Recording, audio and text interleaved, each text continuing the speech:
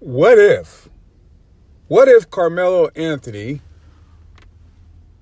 who was in that illustrious 2004 draft, what if Carmelo Anthony was selected by the Detroit Pistons as a number 2 overall pick?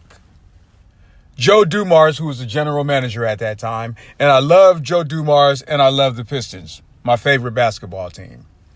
The most underrated team of champions for that 89-90 Bad Boys team that won back-to-back with Isaiah Thomas and Joe Dumars. And the team with Mr. Big and Rip Hamilton and the Wallace guys. Most underrated team. But let's just say in this great draft that Joe Dumars selected Carmelo Anthony. Mind you, by the way, number 1 was LeBron. I'll get back to number 2. Number 3, I think the selection was Denver chose Carmelo. Bosh went to Toronto as 4, and number 5, Dwayne Wade. So you got those 3 NBA champions in Miami. And you got Carmelo, who was a prolific scorer. Once he got to Denver, he averaged like 22, 23 throughout his career. 25, 28. New York Knicks. So everyone's wondering, well, who was selected number 2 by the Detroit Pistons? Darko Milicic. I know.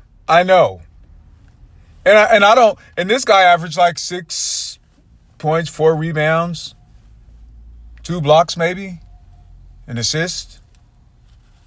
I'm yet to call anyone a bust. I've learned from Kwame, if you make it in the NBA, you've accomplished more than the average person. I'm not going to say anyone's a bust if they make it to the NBA. Do they live up to their potentials? Hey, there's a lot of pressure on these guys. Now, he was 18, and this is when the big man was, like, going strong. I mean, Shaq was coming into his own. I think David Robinson was still around. So, yeah, the big man was still big. So they thought this guy was going to, kind of be a Dirk, I guess. They already had this Turkish guy, Mehmet Okor, who panned out pretty good. And so I think they were looking at that. And everyone was going with the Europeans were coming into their own at this time. Guys were drafting across seas. And this guy was 18 and he had potential. But can you imagine if Joe Dumars selected Carmelo? They had Tayshaun Prince at the last draft. And so they did dethrone the Lakers with Shaq and Kobe and Karl Malone and Gary Payton, but, they had problems. I don't want to take anything away from that Pistons team.